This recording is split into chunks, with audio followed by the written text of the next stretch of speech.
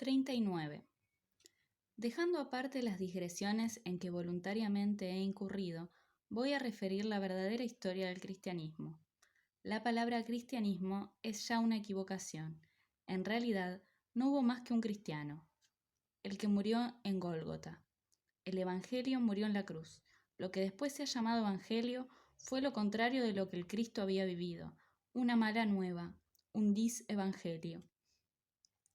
Es falso hasta la insensatez ver en una fe cualquiera, por ejemplo la fe en la salvación por el Cristo, el carácter distintivo del cristiano.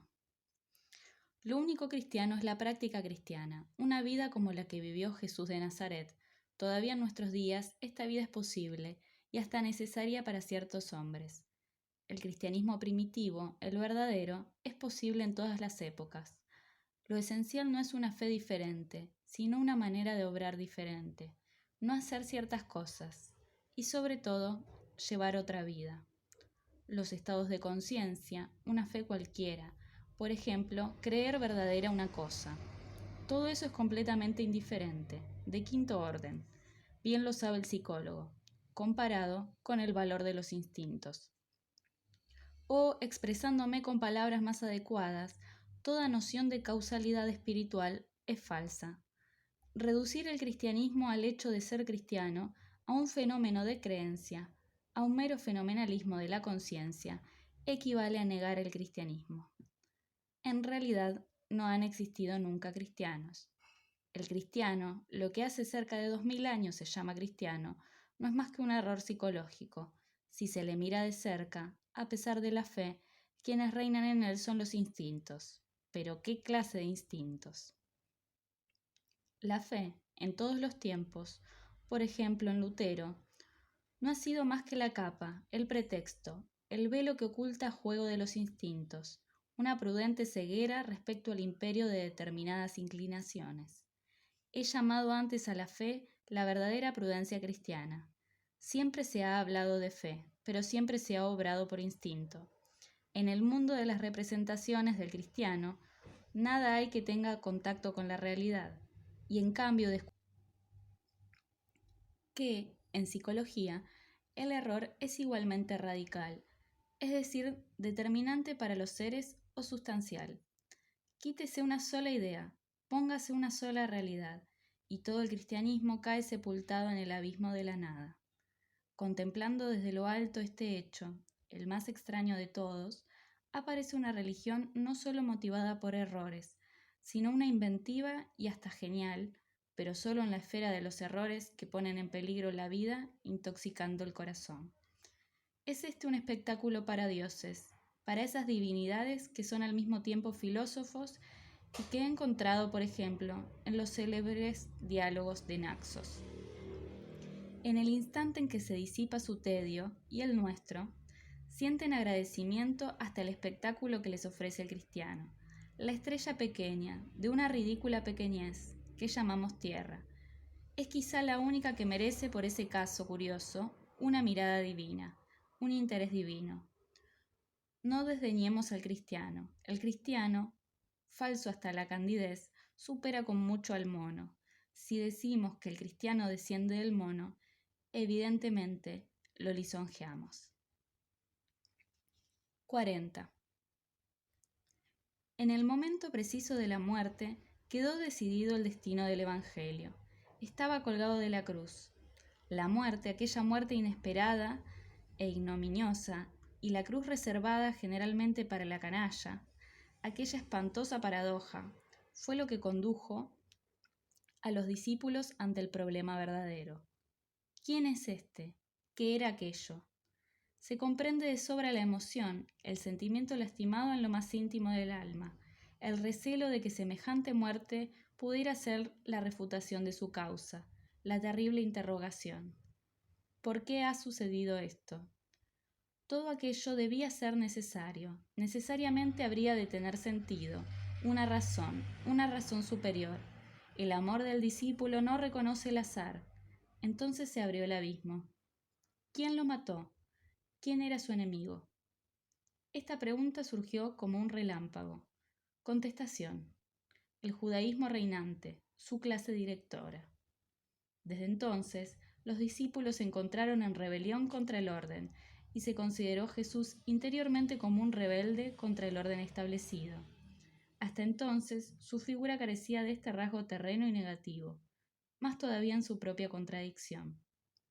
Es evidente que la reducida comunidad cristiana no había comprendido lo esencial, el ejemplo que ofrecía aquella muerte. La libertad, la superioridad sobre toda idea de resentimiento. Lo que hemos dicho prueba cuán poco lo comprendía. Con su muerte Jesús en sí no podía querer nada más que dar la prueba concluyente de su propia doctrina.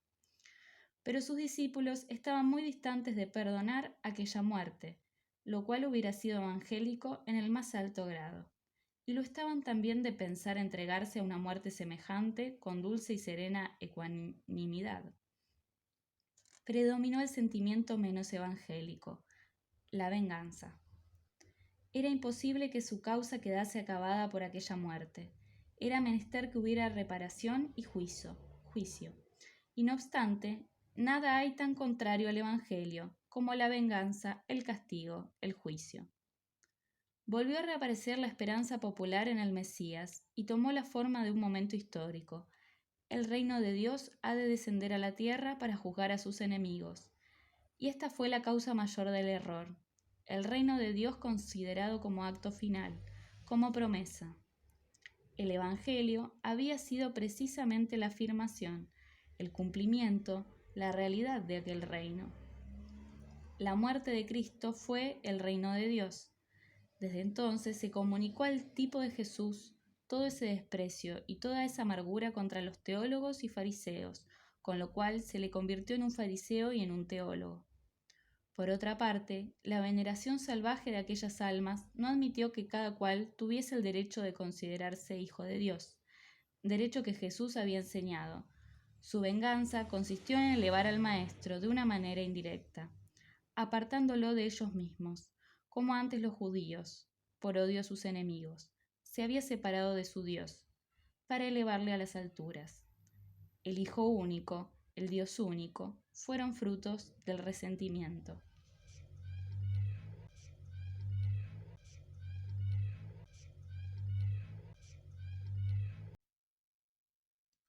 41. Se planteó entonces un problema absurdo. ¿Cómo pudo Dios permitir aquello? La perturbada razón de la pequeña comunidad dio con una contestación asombrosamente imbécil.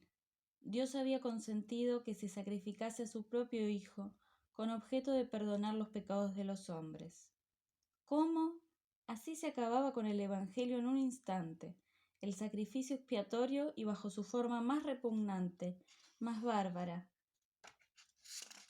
el sacrificio del justo por las culpas de los pecadores. ¡Qué espantoso paganismo! ¿No había suprimido la idea del pecado del mismo Jesús? ¿No había negado que existiera un abismo entre Dios y el hombre? ¿No había vivido aquella unión entre Dios y el hombre que era su buena nueva?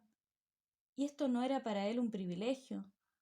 Así se fue introduciendo paulatinamente en el tipo del Salvador la doctrina del juicio y de la vuelta a la tierra, la doctrina de la muerte como sacrificio, la doctrina de la resurrección que escamotea la idea de la salvación, la única y exclusiva realidad del Evangelio, en favor de un estado posterior a la muerte.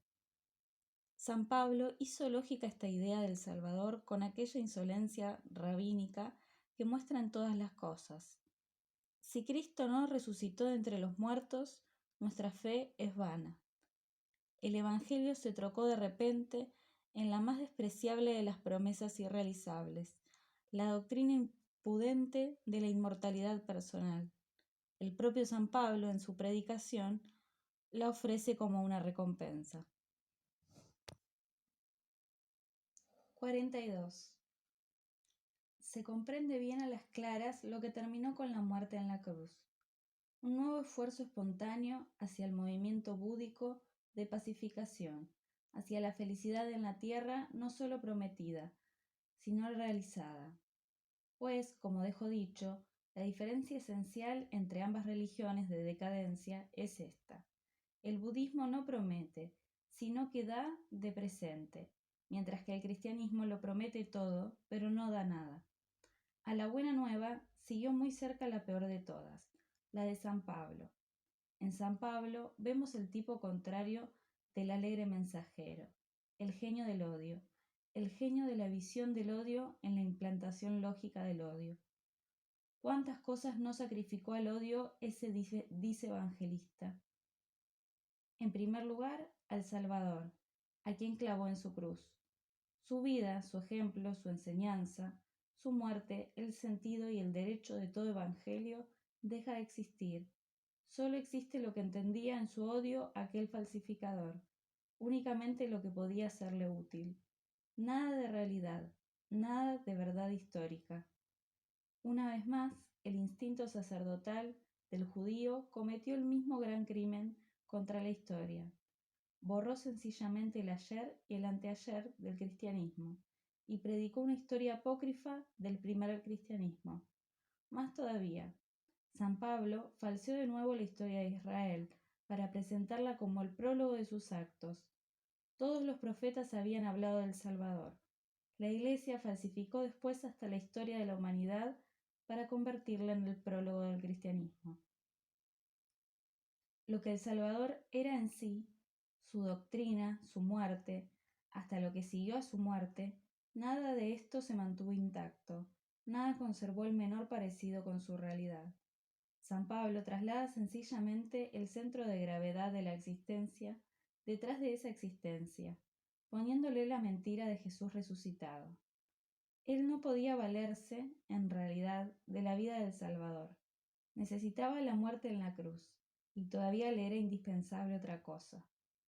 Dar crédito a la sinceridad de un San Pablo, que venía de la sede principal del racionalismo estoico, cuando por medio de una alucinación se preparó la prueba de la supervivencia del Salvador, a dar crédito al relato de que fue él quien tuvo esa alucinación, sería una verdadera sandez en un psicólogo.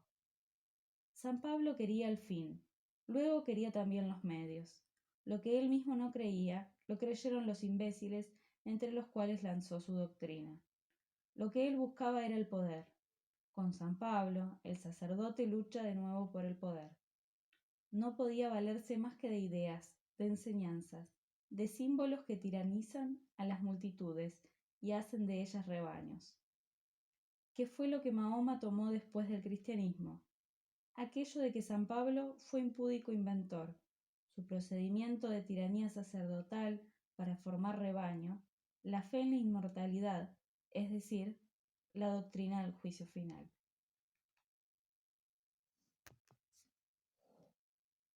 43.